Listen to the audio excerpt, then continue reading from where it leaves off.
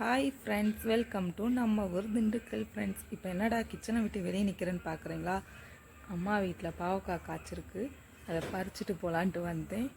வாங்க போய் பார்க்கலாம். பாவக்காய் வந்து இங்கே காய்ச்சிருக்கு, அதை நம்ம பறிச்சுக்கலாம் நாளைக்கு குழம்புக்காக. அம்மா பறிச்சு தராங்க.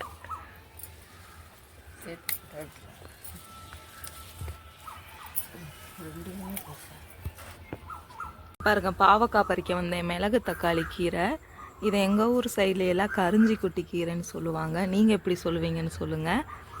இந்த இதில் இந்த பழத்தை 4 பறிச்சுக்கலாம். யாருக்கு இந்த பழம் பிடிக்கும்னு சொல்லுங்கள்.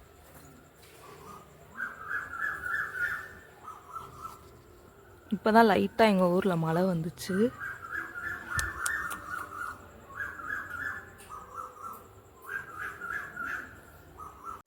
யாருக்கெல்லாம் இந்த பழம் சாப்பிட பிடிக்கும்? எனக்கு ரொம்ப பிடிக்கும். நான் இப்போ கொஞ்சம் பறிச்சுட்டேன். இன்னும் 1 வாரம் இருக்குது, ஆனால் அதெல்லாம் பழுக்கணும். நம்ம இன்னொரு நாள் பறிச்சுக்கலாம். பாருங்கள், பச்சை மிளகா அழகாக இருக்குல்ல, நம்ம வேணுங்கள பறிச்சுக்கலாம். இங்கே பாருங்கள், எலுமிச்சங்காய் மரத்துக்குள்ளே இருக்குது ஒரு பிஞ்சு. இங்கே லெமனும் இருக்குது பாருங்கள். இங்கே பாருங்கள், குட்டியாக ஒரு பாவக்காய் இருக்குது. இதை நம்ம பறிச்சுட்டு போய் நம்ம விதைக்கு போட்டுக்கலாம். பழுத்துருச்சு, ஆனால் காய் பெருசாகவே இல்லை, ஆனால் பழுத்துடுச்சு.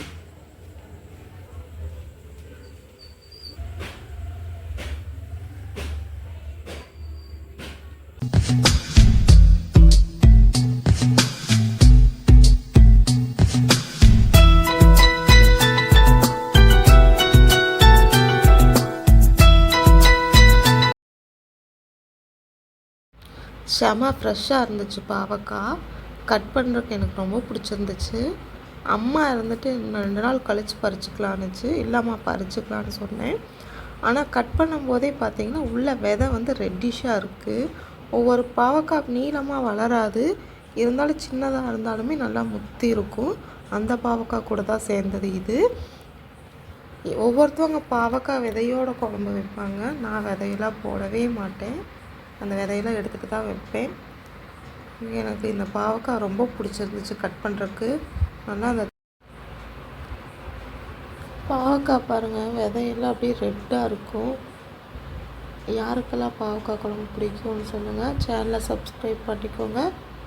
பிடிச்சாலும் சப்ஸ்கிரைப் பண்ணுங்கள், பிடிக்கலனாலும் சப்ஸ்கிரைப் பண்ணிக்கோங்க. லைக் பண்ணுங்கள், கமெண்ட் பண்ணுங்கள்.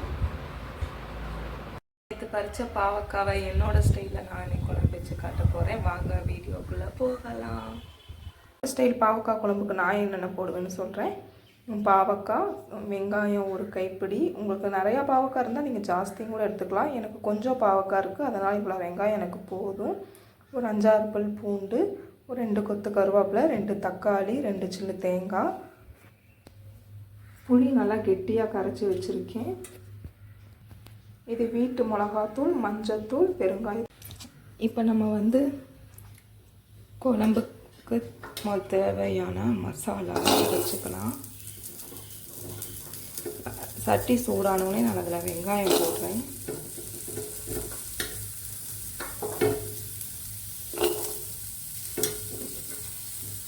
வெங்காயமும் வெள்ளைப்பூடையும் ஒன்றா போட்டுடுறேன்.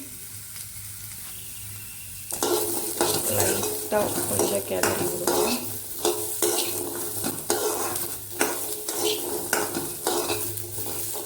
வெங்காயத்தை லைட்டாக வெறும் சட்டியிலே 2 வதக்கு வதக்கிட்டு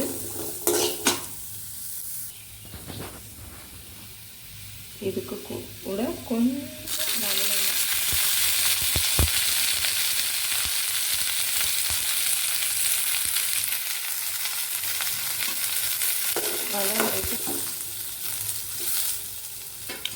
தக்காளி வதங்கட்டும்.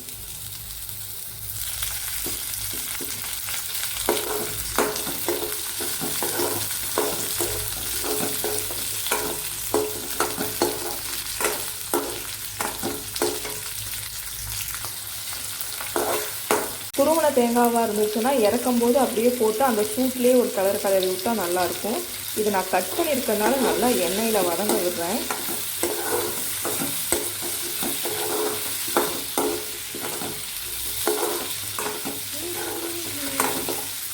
கருவேப்பிலை போடுறவங்க போட்டுக்கலாம், நான் 2 போட்டுக்கிட்டேன்.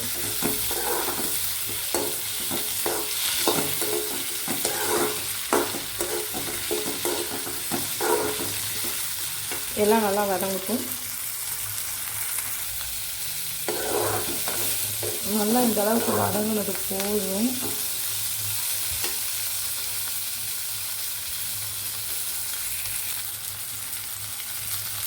நான் இது கூட நான் எடுத்து வச்சுருந்த குழம்புத்தூள் போட்டுக்கிறேன். வீட்டில் அரைச்சதான் இது. இந்த குழம்புத்தூள் போட்டேன், அது கூட லைட்டாக நான் மஞ்சத்தூளும் போட்டுக்கிறேன்.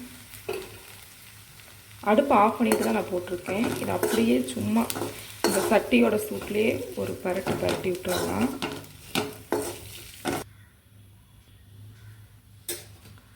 நான் தாளிக்கிறதுக்கு நல்லெண்ணெய் தான் ஊற்றுறேன்.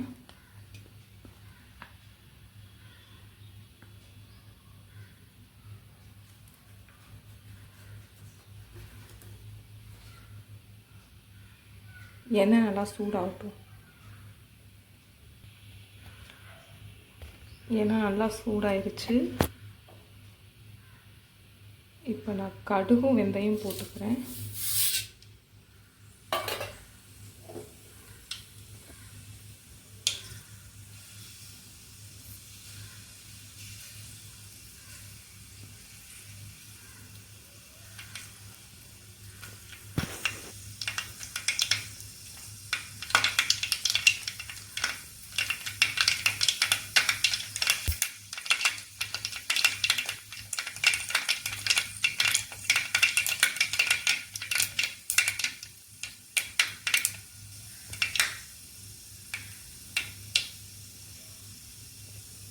நல்லா பொரிஞ்சிருச்சு ரெண்டுமே. இப்போ வந்து பாவக்காவை போட்டுக்கலாம்.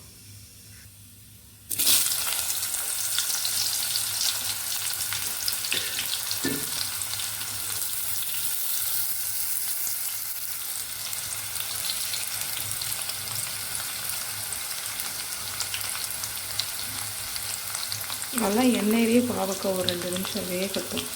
சிம்மில் வச்சுக்கோங்க. இப்போ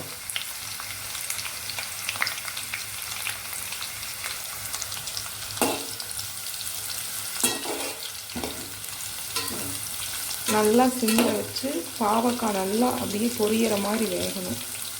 அது வரைக்கும் எண்ணெயிலேயே இருக்கட்டும்.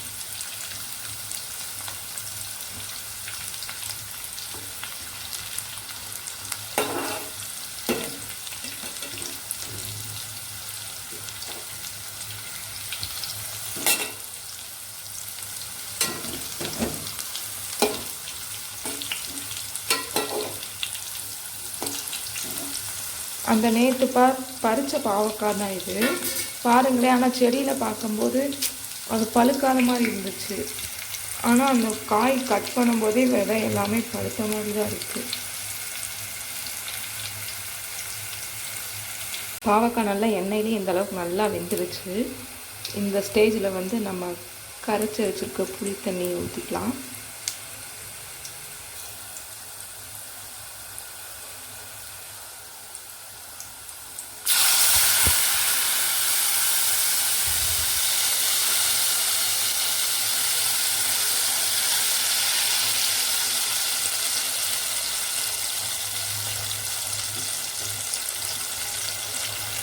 புளித்தண்ணி கூட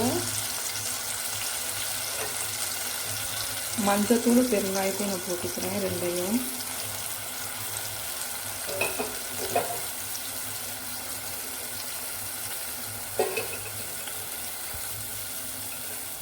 புளி கூட வந்து மஞ்சத்தூளும் எப்பயுமே இப்படி தாங்க வைப்பேன். பாவக்காய் கசப்பே தெரியாது. இது நல்லா கொஞ்ச நேரம் வேகட்டும். மூடி போட்டு வச்சிடலாம்.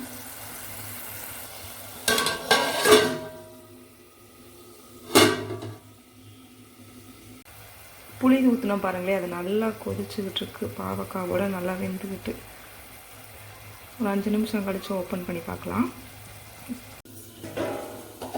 நம்ம அரைச்சிக்கலாம்.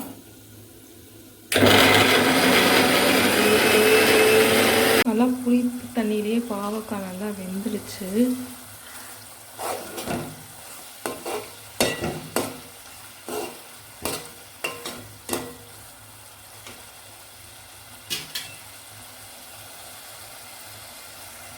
இந்த ஸ்டேஜில் நம்ம அரைச்சி வச்சதை ஊற்றிக்கலாம்.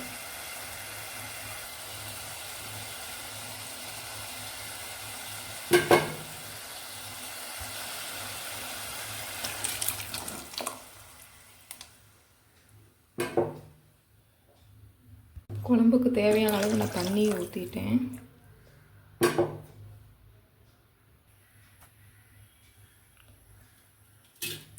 நான் குழம்புக்கு தேவையான அளவு தண்ணி வச்சிட்டேன். இப்போ இது கொஞ்சம் நல்லா கொதிக்கட்டும். உப்பு மட்டும் பார்த்துட்டு போட்டுக்கலாம். உப்பு போட்டாட்டாச்சு. ஒரு கிளறிட்டு குழம்ப மூடி வச்சுக்கலாம். நல்லா குழம்பு கொதி வந்த உடனே பார்க்கலாம். 10 நிமிஷம் நல்லா மூடி வச்சுட்டு ஓப்பனே பண்ணக்கூடாது, இல்லாட்டி குழம்பு வெங்காரம் அடிக்கும். அதனால் குழம்பு பாருங்கள் நல்லா கொதிச்சிருச்சு. சைட்லேருந்து புகை வருது. இப்போ ஓப்பன் பண்ணி பார்க்கலாம்.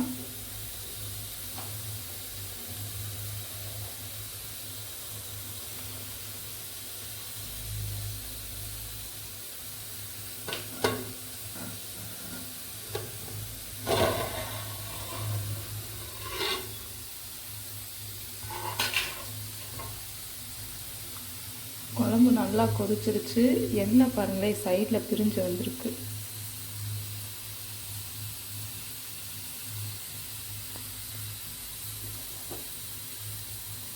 ஆனால் குழம்பு கொதிச்சுன்னா நல்லா வாசனை அடிக்கும். குழம்பு வெந்துருச்சுன்னா இந்த மாதிரி குழம்பெல்லாம் மூடி வச்சு திறந்து பார்க்கக்கூடாதுன்னு சொல்லுவாங்க எங்கள் வீட்டில். நல்லா குழம்பு ஸ்மெல் வந்துச்சு. அதுக்கப்புறம் தான் நான் இப்போ ஓப்பன் பண்ணியிருக்கேன். லைட்டாக ஒரு கிளறிடுவோம்.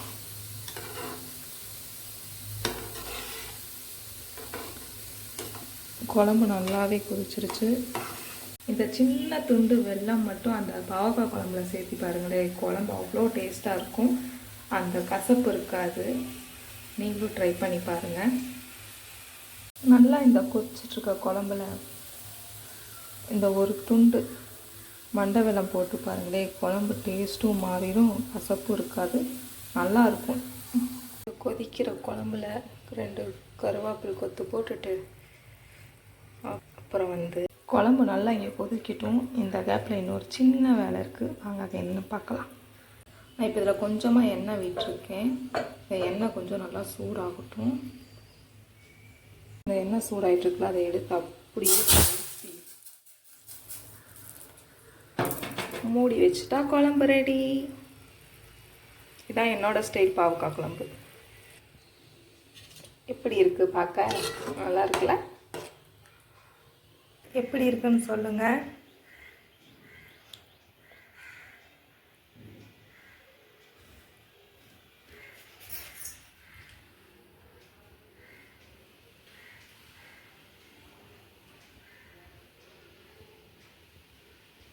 என்னோடய ஸ்டைலில் நான் பாவக்காய் குழம்பு வச்சுட்டேன். உங்களோட ஸ்டைலில் நீங்கள் எப்படி வைப்பீங்கன்னு கமெண்டில் சொல்லுங்கள். நான் வச்ச மாதிரி குழம்பு யார் வச்சீங்க, அதை ட்ரை பண்ணுங்கன்னு சொல்லுங்கள். டேஸ்ட் எப்படி இருந்துச்சுன்னு சொல்லுங்கள். உங்களுக்கு குழம்பு தூள் வீட்டில் அரைக்காமல் இருந்துச்சுன்னா வெறும் மிளகாத்தூளும் தனியாத்தூளும் கொஞ்சம் சீரகம் அப்புறம் சோம்பு இது எல்லாத்தையும் போட்டு வச்சிங்கனாலும் குழம்பு டேஸ்ட்டாக இருக்கும். இதே மாதிரி ட்ரை பண்ணிவிட்டு எனக்கு கமெண்டில் சொல்லுங்கள். இதோட இந்த வீடியோவை முடிச்சுக்கலாம். பாவக்காய் குழம்பு எப்படி இருந்துச்சுன்னு சொல்லுங்கள் கண்டிப்பாக.